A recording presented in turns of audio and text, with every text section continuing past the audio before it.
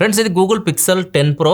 ఒక 3 months ఈ phone నేను యూస్ చేశాను. ఆల్రెడీ ఒక వీడియో కూడా చేశాను. Z Fold 7 నుంచి దీనికి స్విచ్ అయ్యాను నేను. అప్పటి నుంచి 3 months పైన యూస్ చేశాను. రీసెంట్గా S26కి షిఫ్ట్ అయ్యాను. ప్రజెంట్ ఇది యూస్ చేస్తున్నాను.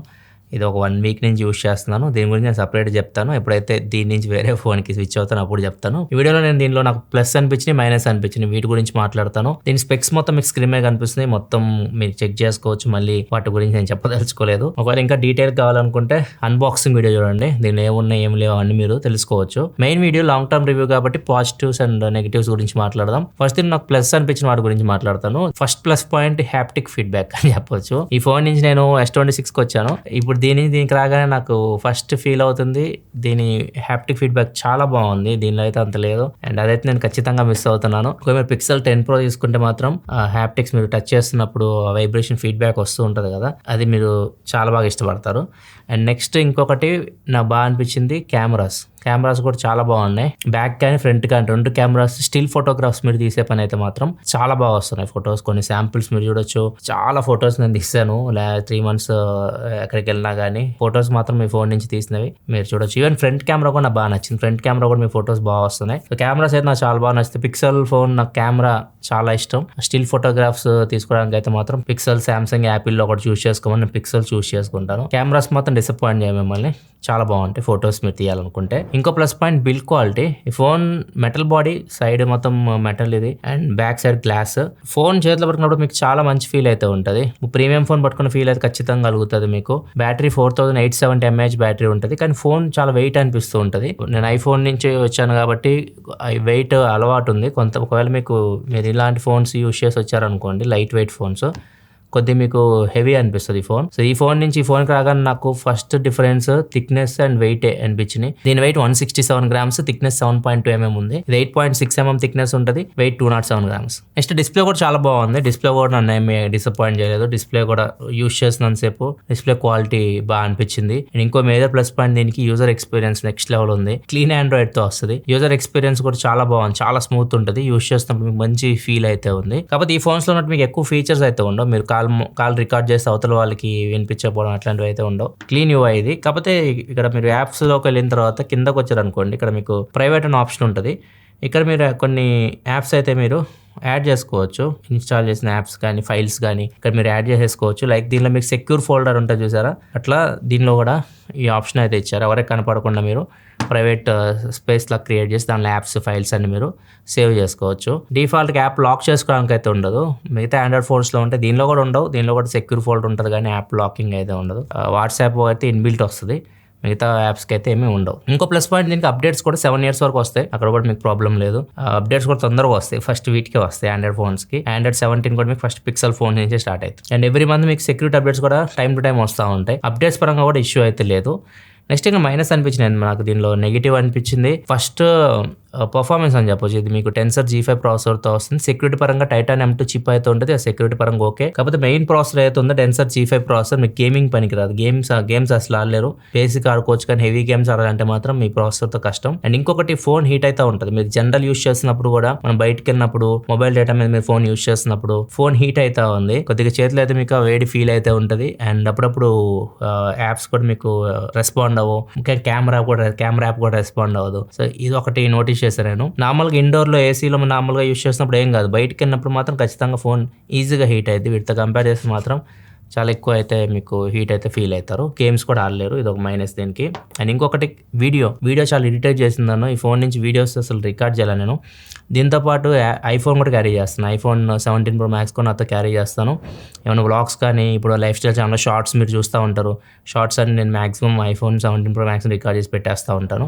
మైక్ అంత బాగా అనిపించలేదు. అండ్ ఇంకొకటి వీడియో అండర్ సాచురేట్ అయిపోతుంటుంది. ఒక వీడియో దీనిలో రికార్డ్ చేసి నేను పోస్ట్ చేసింది డాగ్స్కి వాటర్ ఫీడ్ చేస్తున్నా కదా, short video life style channel వచ్చింది. దీని నుంచే రికార్డ్ చేశాను.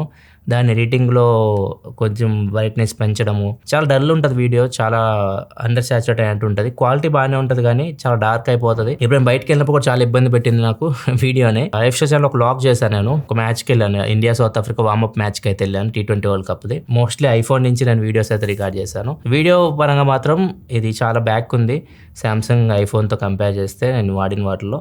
ఫొటోస్ మాత్రం చాలా బాగా వస్తున్నాయి. ఇంకోటి పోర్ట్రేట్ షాట్స్ విషయంలో దీనిలో మనకి టెలిఫోటో లెన్స్ ఉంటాయి. 48 మెగాపిక్సెల్ టెలిఫోటో లెన్స్ ఉంటాయి. 5x వరకు మనం ఆప్టికల్ జూమ్ చేయొచ్చు, నార్మల్ ఫోటో తీసుకోవచ్చు అండ్ వీడియోస్ కూడా రికార్డ్ చేయొచ్చు. 5x లో మీరు వీడియోస్ కూడా రికార్డ్ చేయొచ్చు. కాకపోతే దీన్ని యూస్ చేసి మీరు పోర్ట్రేట్ షాట్ తీయడానికి ఉండదు. పోర్ట్రేట్ షాట్స్ మీరు 3x వరకు తీయొచ్చు. అది ఓన్లీ మెయిన్ కెమెరా నుంచే తీస్తుంది, ఇన్ సెన్సార్ జూమ్ యూస్ చేసి తీస్తుంది. కానీ మనకి టెలిఫోటో లెన్స్ అయితే యూస్ చేయట్లేదు. అదొకటి కొద్దిగా నా మైనస్ అనిపించింది. అవి పోర్ట్రేట్ షాట్ తీయడానికి టెలిఫోటో లెన్స్ యూస్ చేస్తే బాగుండేది. కాకపోతే మనం మెయిన్ కెమెరా తీసినా కానీ పోర్ట్రేట్ షాట్ బాగా వస్తున్నాయి.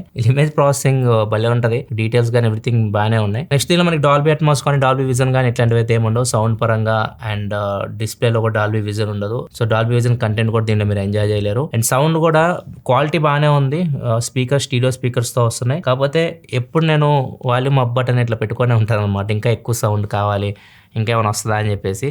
సో కొంచెం సౌండ్ అయితే అంత లౌడ్ ఉండదు, క్వాలిటీ మాత్రం బాగుంటుంది స్టీరియో స్పీకర్స్ నుంచి వచ్చేది. Next battery life decent battery life అని చెప్పొచ్చు, మరీ సూపర్ డూపర్ అని చెప్పలేము. ఇది ఒక 5 to 6 అవర్స్ మధ్యలో నాకు స్క్రీన్ టైం అయితే వస్తుంది. నా యావరేజ్ యూజ్ అదే అనమాట. సో ఈవినింగ్ ఛార్జింగ్ పెట్టుకోవాలి, ఫుల్ డే అయితే నాకు బ్యాటరీ అయితే వస్తుంది ఈజీగా. కాకపోతే స్టాండ్ బైలో మాత్రం ఈజీగా డ్రైన్ అవుతుంది. సడన్గా ఒక్కొక్కసారి స్టాండ్ బైలో 30-40% కూడా ఎగిరిపోతుంటుంది బ్యాటరీ. మళ్ళీ ఫోన్ స్విచ్ ఆన్ చేసి మళ్ళీ ఛార్జింగ్ పెట్టామనుకోండి, అప్పుడు ఇంకా బెటర్ ఉంటుంది. బ్యాటరీ అయితే మాత్రం కాన్స్టాంట్గా ఒకటేలాగా అయితే లేదు, నాకు మిక్స్డ్ ఉంది. లైక్ ఒక్కసారి ఎక్కువ వస్తుంది, ఒకసారి తక్కువ వస్తుంది. ఒక్కసారి స్టాండ్ బైలో బ్యాటరీ అయితే చాలా డ్రైన్ అవుతూ ఉంది. సో యావరేజ్ అయితే 5 to 6 అవర్స్ అయితే మీకు స్క్రీన్ టైం అయితే ఎక్స్పెక్ట్ చేయొచ్చు. సో బ్యాటరీ అయితే మాత్రం ఎక్సలెంట్ అని చెప్పలేము.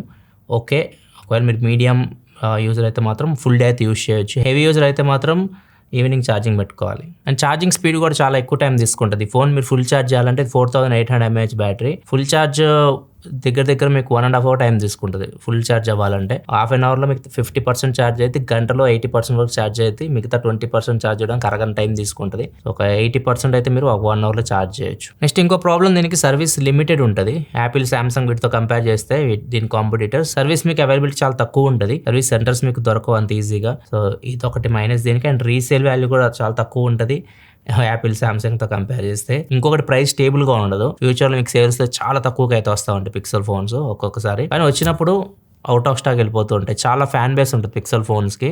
అది తక్కువ రేట్కి వచ్చిందని చెప్పేసి మనం అనుకుంటాం, మాట్లాడుకుంటాం, కానీ స్టాక్లో అయితే ఉండవు. లాస్ట్ టైం సేల్లో కూడా చూసి పిక్సెల్ 9 కానీ 9A కానీ తక్కువ రేట్కి వచ్చినాయి, కానీ అసలు దొరకలే, అవి అవుట్ ఆఫ్ స్టాక్ అయితే వెళ్ళిపోయినాయి. ఒక్కొక్కసారి ఎక్స్చేంజ్ వాల్యూ కూడా చాలా ఎక్కువ ఇస్తుంటారు. మీరు పాత ఫోన్ ఎక్స్చేంజ్ చేస్తే తక్కువ రేట్కి ఫోన్స్ అయితే వస్తుంటాయి, కానీ టైం చూసుకోవాలి వీటిని. అండ్ ఇంకొకటి మైనస్ నేను నోటీస్ చేసింది సిగ్నల్ రిసెప్షన్ కూడా మరీ అంత ఎక్కువ ఉండదు. మనం ట్రావెల్ చేసినప్పుడు ముఖ్యంగా చాలా చోట్ల 1 point అట్లా ఉంటుంది. ఇప్పుడు సామ్సంగ్ నాకు ఒక 2-3 points ఉంటుంది సిగ్నల్, దీనిలో ఒక 1 point అలా ఉంటుంది.